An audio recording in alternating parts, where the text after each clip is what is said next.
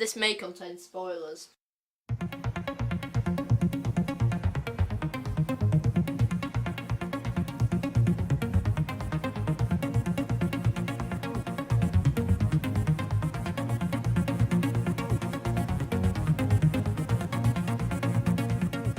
Hello everybody and welcome to episode 4 of Entertainment of Excellence, a podcast where we review films, TV, all of it. Hi, I'm Ollie, or at Skillers123 on Twitter. And hello, I'm Ben, or at RIP David Bear on Twitter. We've changed the opening and we'll soon be changing the website because we're no longer a new podcast. We've been going strong for a few episodes. Yeah.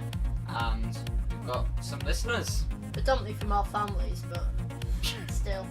So today we've got quite a special episode that's inspired by the Oscars, which was recently held. We're going to start off reviewing Psychoville for about 10 minutes. It won't be as long as it was last week with Black Panther. And then we're each going to recommend something. And then finally we're going to do our own award show inspired by the Oscars, where we give out 15 awards each about our favourite film, our favourite TV show, and the kind of a few funny ones in there as well. Yeah, but the difference is we'll be restricting ours to 2017 and hope to have another one of these for 2018 in the near future. Yeah, so we can't just do films that we watched in 2017, they have to come out in 2017. And for a few categories I wanted to put Black Panther, but obviously that came out early this year, so unfortunately that won't be nominated for anything. I'm sure it will be nominated for the 2018 awards, but you're either going to be really happy or really fed up at the last two episodes being special ones, but we'll return to normal from episode 5 onwards, and we'll probably be having Tom on again. Yeah, I think we're just keen to experiment so many different things, seeing as it's kind of a new podcast, so we've got so much to get across that every episode's going to be different. And since we didn't get time to recommend anything last week, we're going to make sure we do that this week and forgo watching trailers. Yeah, so we won't be watching any trailers this week. Our last segment's going to be a new one. It's called Beyond the Screen, which is basically we've gathered up a few questions from our listeners and we're just going to answer them on air, so that'll be quite exciting. As we grow a larger fan base, hopefully you can give us some questions and we can answer those on the podcast. If you have any questions, you can email us via the contact form on our site, or you can just email entertainmentofexcellence@gmail.com. Or reply to one of our tweets saying something and we'll probably see it and answer it on the next episode. We're fairly active on our Twitter, so yeah. So should we move on to Psychoville? Psychoville, yes. That's what we're going to be reviewing this week. So what did you think of this? I thought it was a very interesting show. I say interesting a lot because that's the first adjective that comes to mind when describing things. But we saw the first few episodes last week. The episodes are about half an hour each and they all end on a cliffhanger, so it's very easy to slip into binge watching it and then realise, oh no, 2 hours have gone by, 3 hours have gone by. Yeah, I fell into that trap. In series 1 there's 7 episodes, then there's a Halloween special, and then there's 6 episodes in series 2. I've seen all of it by now. How much have you seen? I've seen up to episode 5.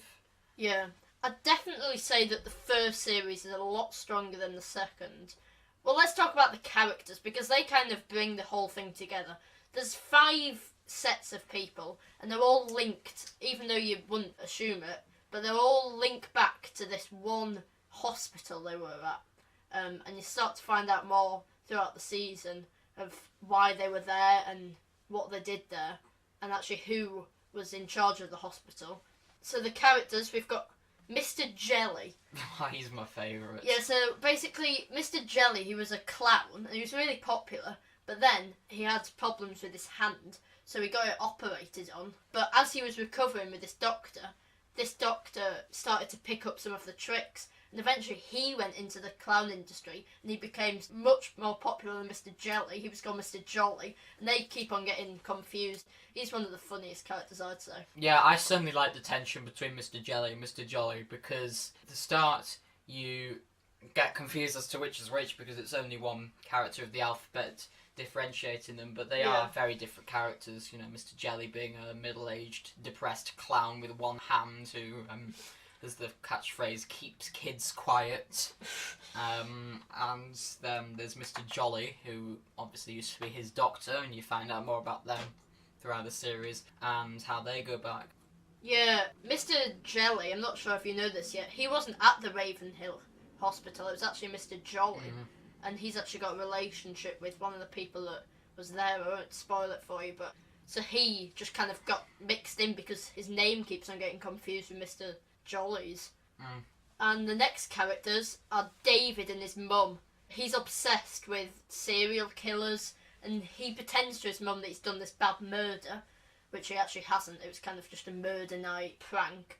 And he has to go round and kill everyone that were eyewitnesses. And it's really funny seeing the murders that he does and how he's obsessed with these serial killers, even though him and his mum are becoming two of them themselves. Yeah, and they're very funny characters in the fact that they're just clueless about everything.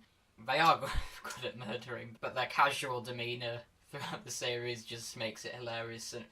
And because they're so oblivious, they have a lot of similarities between Andy and Lou from Little Britain. And you can draw a lot of similarities there, and it's interesting to look at the parallels between. I'd actually say this has a lot of similarities with Little Britain. It's by the same people as League of Gentlemen, which I'll be talking about later actually, and both Rhys Shearsmith and Steve Pemberton play the majority of the characters. They kind of play multiple roles. For instance, both of them play David and his mum, and they play other characters as well. They don't play as many as they do in League of Gentlemen. However, in League of Gentlemen there's also Mark Gatiss, but he only makes a cameo in this. He's not a reoccurring character. However, the cameo he does make is in my favourite episode, which is Series 1, Episode 4. Do you remember this episode? Yeah. I loved this one. It was all one sketch about a detective who's actually an actor, and it was kind of, they were trying to hide a murder. This is definitely my favourite episode. There's been nothing kind of like this in comedy before. Most of the episodes, especially during the start of the first season, are, like Dirk Gently, seemingly unrelated characters with their own problems, and each of them's funny in their own right, and they start to come close together, and you can see where they all came from in the hospital and work out more about that throughout the series. But episode 4, it's just one continuous sketch. That's very interesting. Yeah. The next character's called Joy, and she's interesting, to say the least. I do use the adjective interesting a lot, I need to stop that. But she's odd. She has this doll baby. She basically works at a hospital where they're preparing mums for birth, and they're like teaching the parents about babies, and they have little dolls which they demonstrate water births with, and things along those lines. The problem is she has one who she's called Freddie, and she is obsessed with thinking that it's alive, and goes to the extent to having a blood transfusion and changing it with like Ribena or something. It's quite creepy, that relationship, and her husband is very disturbed by her doll and how she acts with Freddie as if it's a real baby. I think it was the thing that either she couldn't have a baby or she had one that died or something. So she was so desperate for a baby, and when she was sent to the hospital, the Ravenhill Hospital, that she actually developed this doll to be her child almost. And there's been numerous occasions where someone's tried to take Freddie away from her, and like when they're packing the dolls away, and they're just like, "Oh, I'll take that one." No, get off my Freddie! Yeah, it's really weird, that. The next character's called Mr. Lomax, and it starts off the season with it looks like he's really creepy and really dangerous, but he's really funny as soon as you work out what his obsession is. He's got a mansion, and he's got one room in it which he's just devoted to collecting different types of soft toy. Yeah. And his collection's pretty much complete, but there's one toy he hasn't got, and it's called Snappy the Crocodile. Yeah, and he has this assistant because he's blind, but you find out it's not that he's just blind, he hasn't got any eyes, he sold them to these sisters. But he has this person that helps him, who he calls Tea Leaf, he's actually called Michael.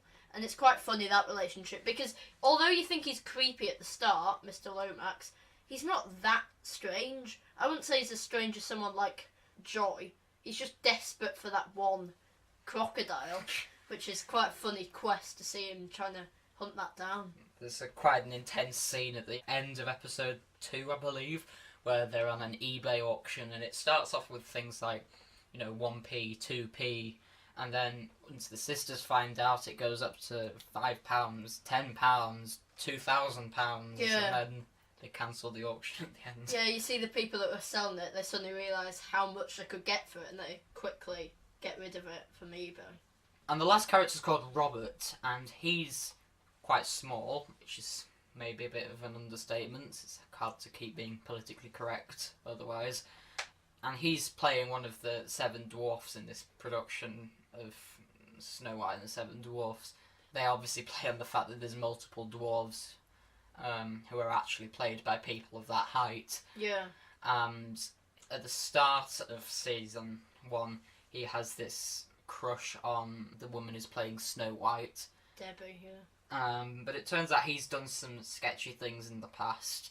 But you actually think that he has these powers, a bit like the Force, but then as it progresses, you actually find out that another one of the dwarfs, Kerry, has the powers and is trying to protect him. For instance, there's a bit where they slam the door on Snow White, Debbie, and she wakes up with this memory problem, and Robert tries to convince her that they were in a relationship before, and she falls for it, obviously. And that's kind of interesting, seeing that Kerry was trying to protect Robert, and Robert thought that he had these powers even though it was actually her that had them. And I've seen series 2, but overall I would say that the first series is a lot better than this one. And although it's still good, I definitely enjoyed the first 7 episodes a lot more. And I think it has got a really good plot for a comedy. It's not just like other sketch shows where it's just trying to be too funny instead of having a serious message. But this actually has a story. And I think that's one of the problems with series 2. It kind of becomes too obsessed with the story and forgets about the comedy aspects that are so prominent in series 1. But as a whole, I really enjoyed the series and I love it. I thought it was a very well done series. Obviously, I've only seen the first 5 episodes, so I can't rate it the most accurately, but judging on what I've seen, it does balance comedy, action, and obviously moving the storyline along very, very well. It does have very, very funny moments, it does have very, very tense moments, and it has moments which are both. They're tense because they're funny, like the eBay auction. Yeah. Comparing it to a similar show like Dirt Gently, I don't feel the plot is moving on as fast as it could be. I mean, I might be slightly biased and it might move on more after episode 5, but I think the slow movement of it kind of brings it down for me. So overall, I'd still rate it quite good, but I'd give it a 7.5. Yeah, I'd probably agree. I'm going to give it a 7.5 as well. So overall, 7.5. Lowest so far, but that's still very good going by our ratings, given we've not given anything a 1. Yeah, I don't think we've rated anything that's actually bad yet by our standards, so that's probably to come in the future. Most, from now on, we'll be watching most films, or most major films that come out in the cinema. Yeah. And also things that have come out and we've watched in the past.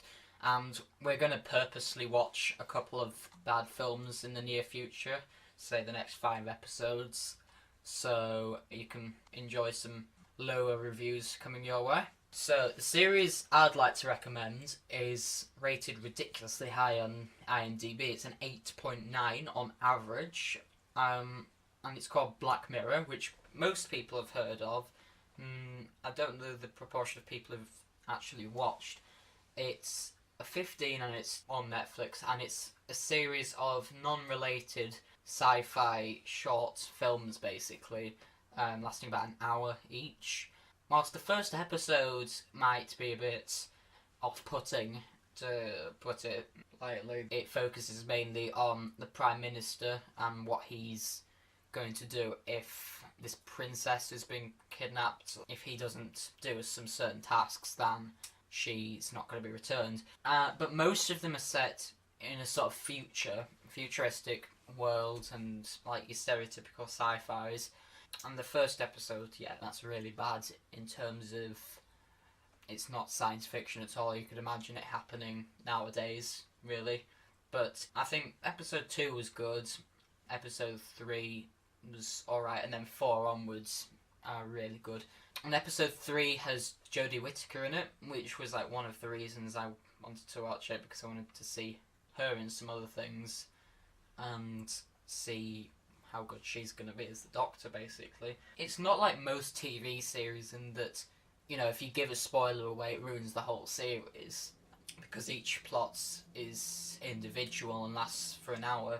It's very individual and it's unique in its adaptation of the scripts and is a very, very good series. Yeah, I've only seen the first episode of this. I didn't really enjoy it, but I'm sure they'll rapidly increase because I kind of like all the sci-fi, although the first one was a bit off-putting and wasn't the most pleasant thing to watch. So the series I'm going to be recommending this week is very similar to Psychoville, seeing as it's by the same people, Steve Pemberton and Ray Shearsmith, and that's League of Gentlemen. Now, it came out before Psychoville, and this also has Mark Gatiss, who plays a lot of the roles as well as Jeremy Dyson, who helped write it, and he plays a few characters, but not as much as the main three, who pretty much play the majority of them between the three. I really love this show. I rated it very high. It's an 8.4 on IMDb, and it's kind of like Psychoville. It's a mixture between comedy and horror, and, well, I'll just start off by saying a few characters that I really like. Some of the most popular characters include Tubbs and Edwards from the local shop for local people, who are obsessed with keeping their shop just the people that live nearby, and they've got kind of loads of things that they don't even want to sell. Then there's Uncle Harvey and Auntie Vel, who live in this house where their nephew Benjamin comes to stay. Uncle Harvey, he's obsessed with keeping everything neat, and he loves toads, which is a bit of a weird obsession. Then there's transgender taxi driver Barbara, which is kind of a funny character. She's not in it much, but they keep on coming back to this character to tie in scenes. And then my personal favourite, Papa Lazaro. He's really weird, and he's kind of this figure that paints his face black and wears a wig, and he captures wives and has this famous quote, "You're my wife now." He's probably my favourite character. He's really funny. Like Psychoville, it's kind of horror and comedy, but the only criticism I have with this and Psychoville, I prefer having a laughing track, because it kind of adds to the atmosphere, whereas the later seasons of this doesn't, and neither does Psychoville. But overall, which one do I prefer, Psychoville or this? Well, it's kind of like comparing Come Fly With Me and Little Britain, although in that scenario, I do probably prefer Come Fly With Me. However, with this, I'd say I just prefer League of Gentlemen, seeing as it is kind of the original that set off Psychoville. So overall, yeah, I'd definitely recommend you going to see this. So, now we've finished with the main topic, we would usually be going on to do a quiz and watch some trailers. However, as we've previously mentioned, we've now going to make way for our own little awards show called Entertainment Worthy of Excellence. So sit back, relax, and listen to our opinions. Ladies and gentlemen, welcome to the annual Entertainment of Excellence Award Show. Entertainment Worthy of Excellence. So, as we've said, this is inspired by the Oscars. We've got 15 awards, which we'll kind of say as we go along, and then we've each got our picks written down. So we've got a maximum of 30 seconds. We're going to have a timer going. Our finale is going to be Best Film. And before we start, I'll actually say the winner of the Best Picture at the Oscars was The Shape of Water. I'd be quite interested to watch just to see why it won Best Picture. Would you want to see that? Definitely. Now, our first award is Best Male Performance. Do you want to go first? Indeed. 3, 2, 1, go. Yeah. I think the best male performance was John Sim as the Master in Series 10 of Doctor Who. He only appeared in one episode, yet he absolutely killed the role, as he did way back in 2007, and I think it's quite good to have him back after 10 years of being the Master. He brings a unique perspective to the role and plays a very, very good villain. Unfortunately, I don't think he'll be returning, but he was... Oh, good pick. Good timing. Now, my best male performance of the year is... Go.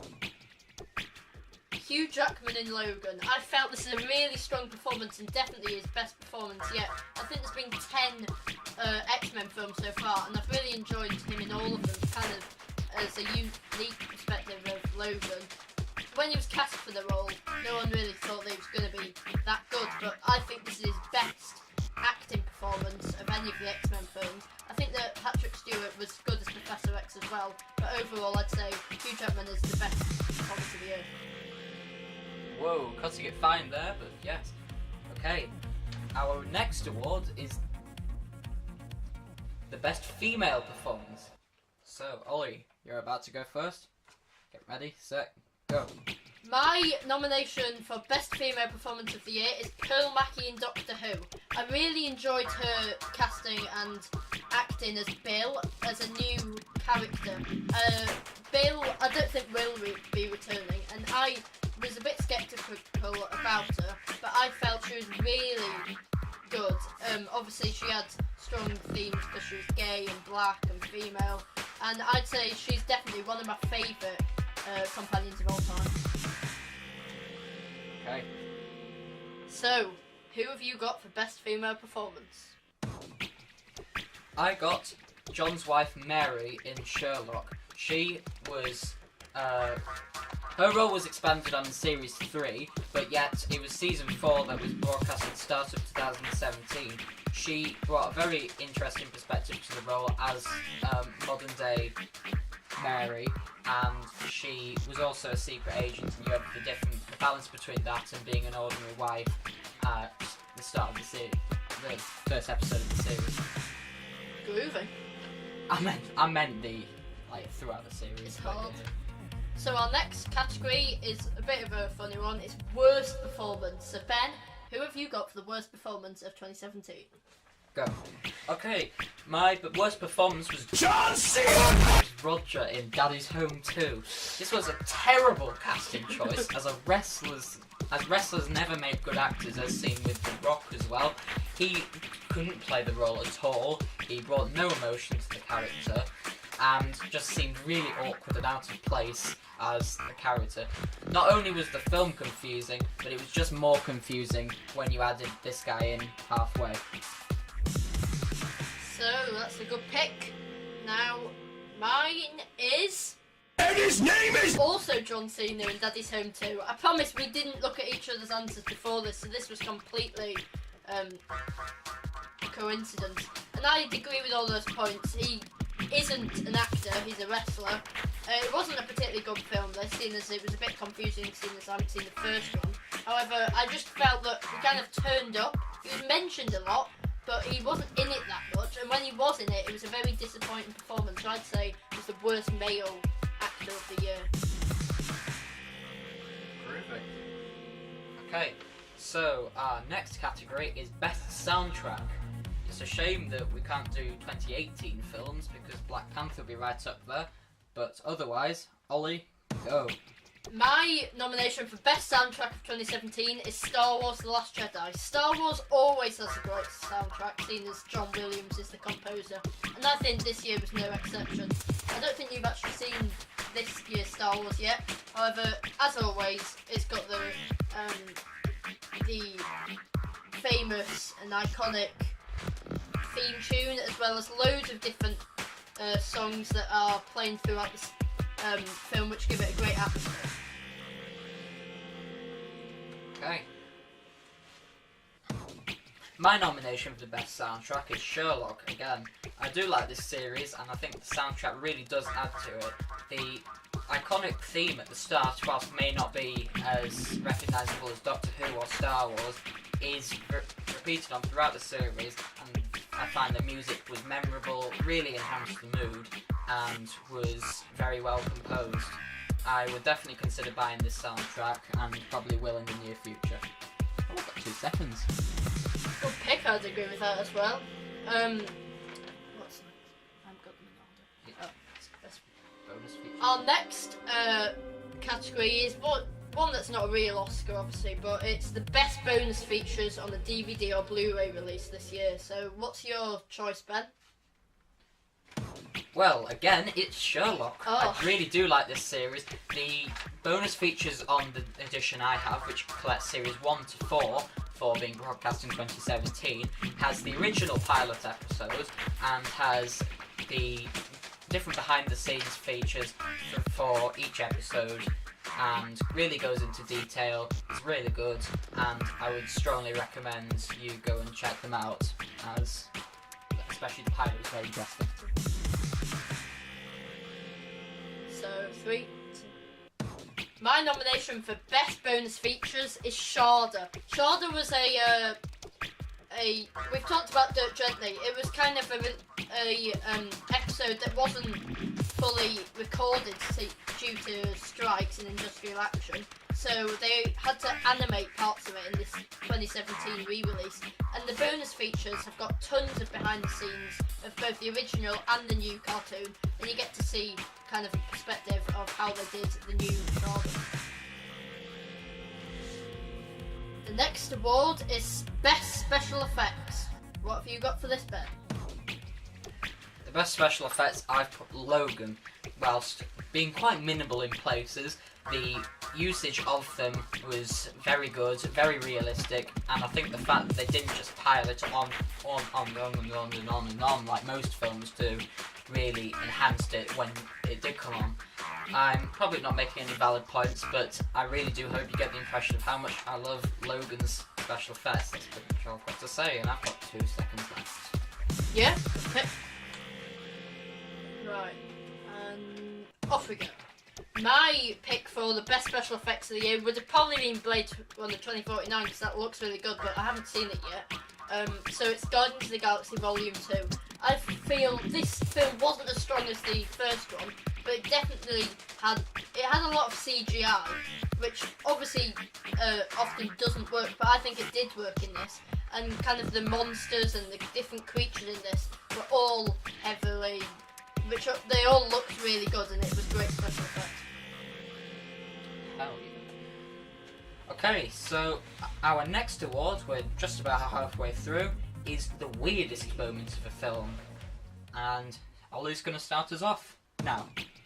My pick for the weirdest moment was Leia flying through space in Star Wars The Last Jedi. This was just completely not explained at all. It just suddenly, Leia was shot out and she was going to die, but they thought, oh, let's save her because Carrie Fisher died and she's a strong character. But instead of actually writing something that made sense, she just started flying through space into the spaceship. I just thought this was weird and completely unnecessary. So what's your pick? My pick for the weirdest moment was again John Cena! but this time it was towards the end of Daddy's Home 2, where he starts crying. The end of the film is that stereotypical, everyone reunites, everyone's happy, and he starts crying with a tear in his eye. And this big macho man who's a wrestler, who has had memes made about him, and he's just got a tear in his eye that's so obviously fake. He's a bad actor, and this was not needed. Yeah, that was definitely a strange event. What is it? The next award is for the best moment of the year. This necessarily doesn't have to be in the best film, just the best overall moment that happened. So, what's your pick?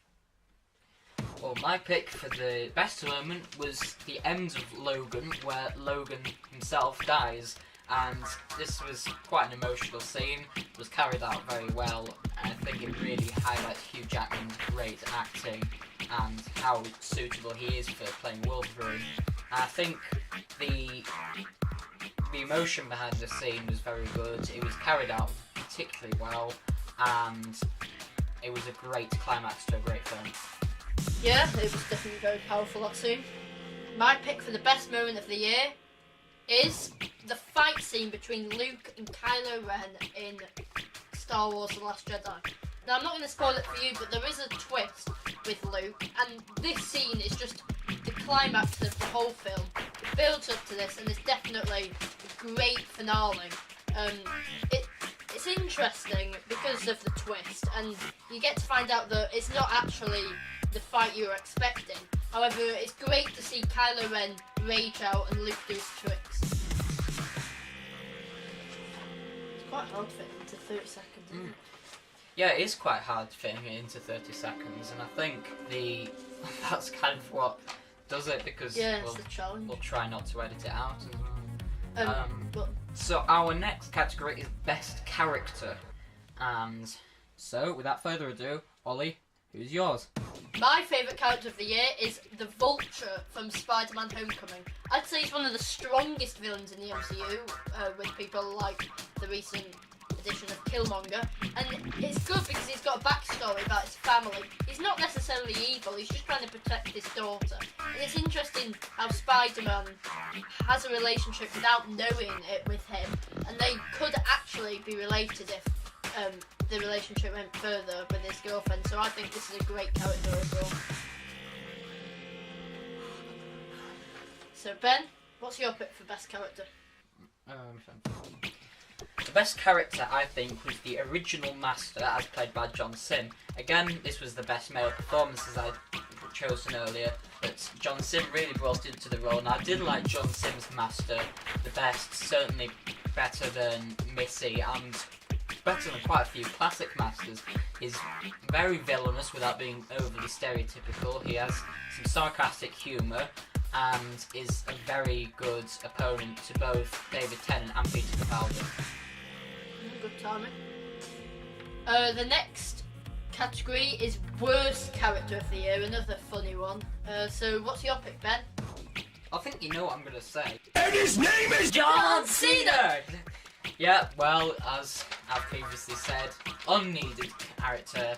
Probably it may make more sense if you watch the first film, and I think I probably should have done that. But John Cena as a casting choice was really bad. The character was weak.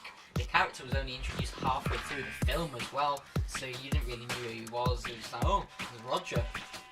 So yeah. Oh. Yeah, solid pick. Right. The Tingo Swap. My pick is Steppenwolf from Justice League. It came in a decent film.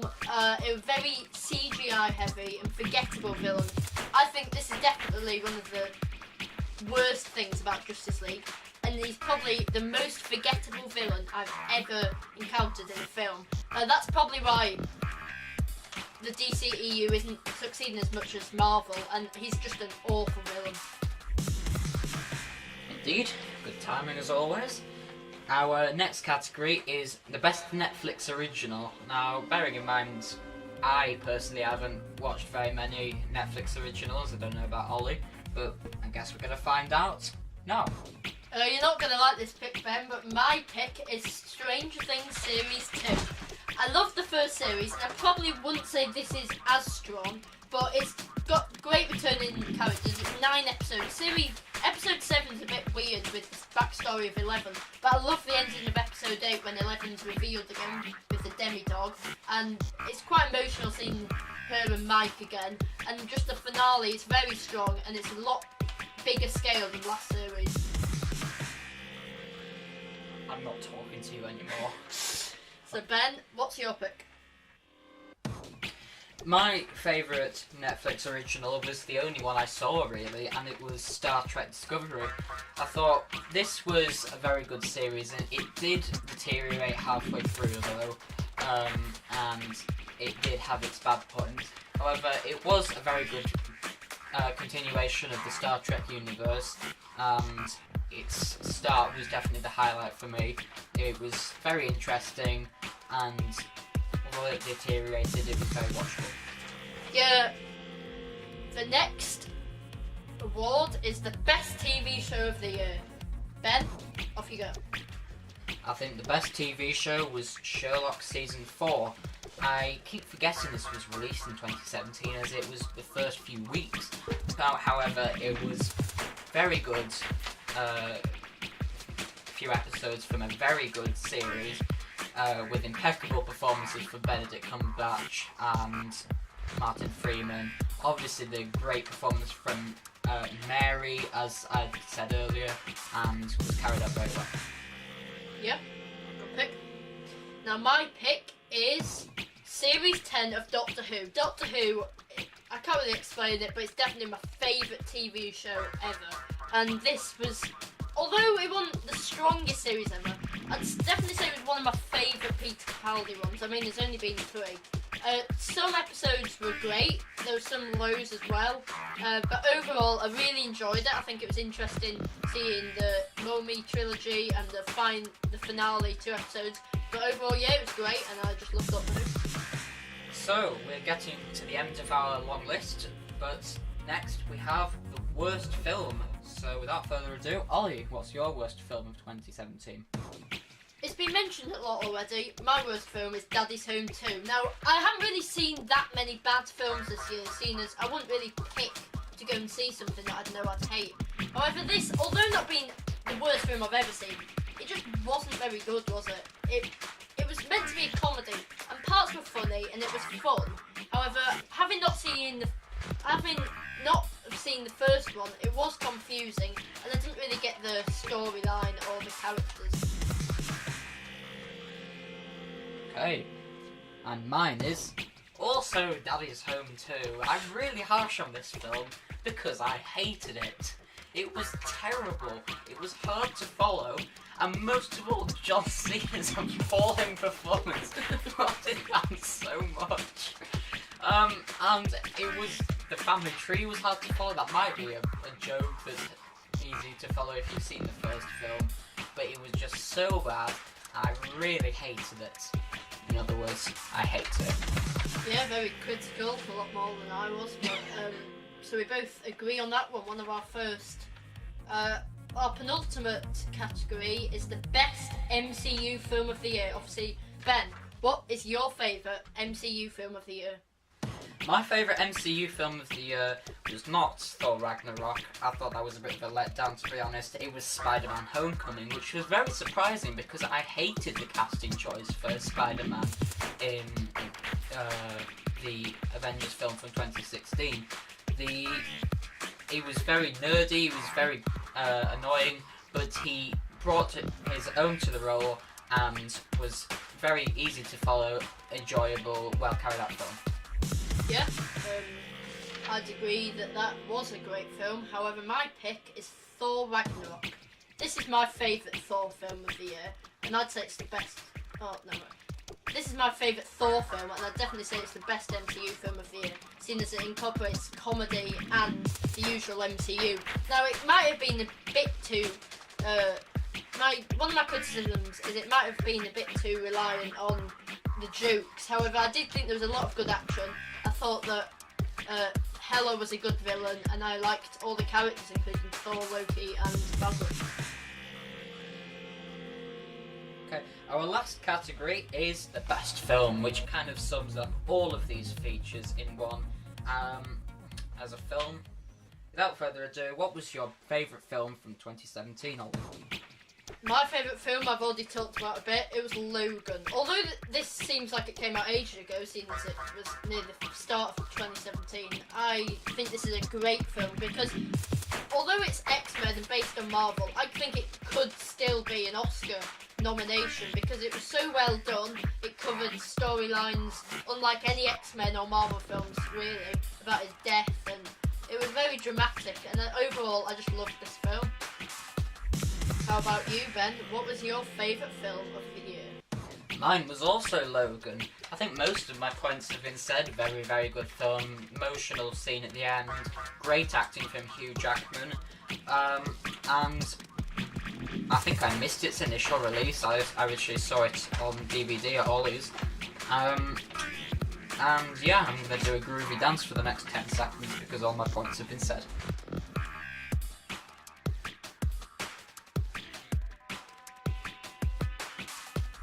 Okay, finally, we've done.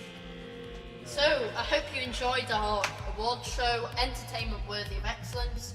If you did, then please let us know, and hopefully this will be recurring next year.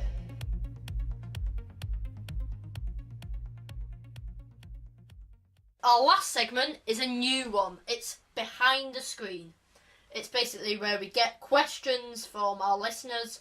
So if you want to get in touch, like we said on the start of the show, either email us or use Twitter to ask us the questions, and we'll definitely answer them in the next few episodes. We've got 3 questions this week, so let's have a look how we'd answer them. I mean, 3 of them are kind of linked. As it's the first time we've done this, we've literally just asked the families. Yeah, so the first one comes from my brother. And it was, how did you get into Marvel? Good question. I mean, we did this topic in the last year of primary school where we did about superheroes, and I can't remember what the point of it actually was. And I think it was around that time, it was my 11th birthday. Yeah. And what films were on the cinema? Oh, look, it's Captain America, the Winter Soldier. Well, we're doing about superheroes, why do we watch it? And I watched that and was instantly hooked. I obviously then went back to Iron Man and started watching it sequentially because there was a leaflet that had all of the things in order.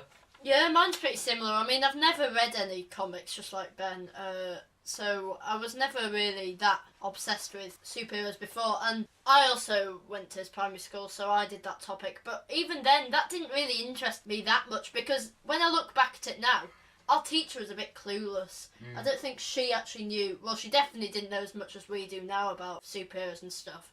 I'd say it's probably my favourite film franchise now. However, although I've never read any of the comics, I'd definitely say this helped me become interested. I can't recall exactly what got me so hooked. I've never been that excited about DC and stuff, even though they've got the big characters in Batman and Superman. Okay, the next question's a bit controversial.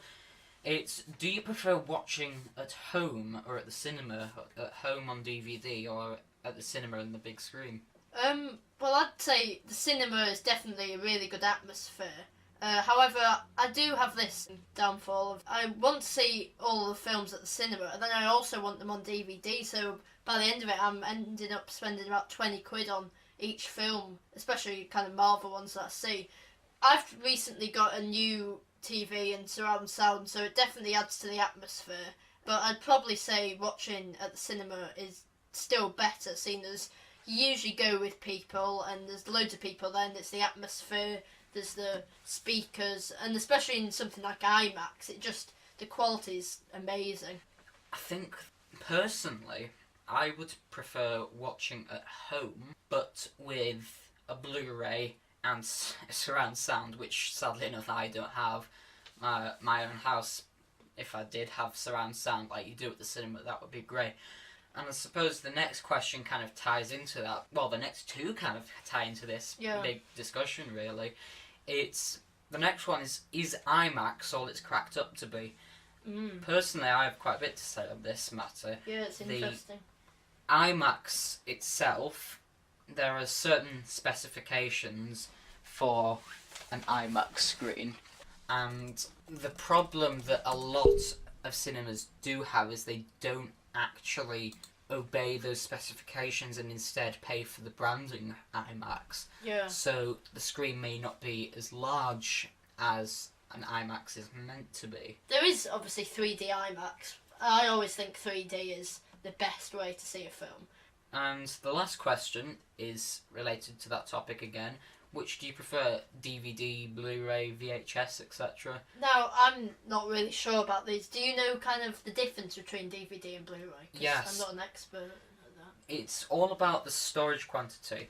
So DVDs can hold, I think it's 4.7 gigabytes of storage. Right. So that's usually equates to about 2 hours, 120 minutes of 1080p film. Obviously, you can fit more in and special features if you compress it a bit more. Now, Blu-ray has, I think it's up to 30 gigabytes of storage, which obviously gives a lot more room for much more sharp detail. So the video isn't as compressed.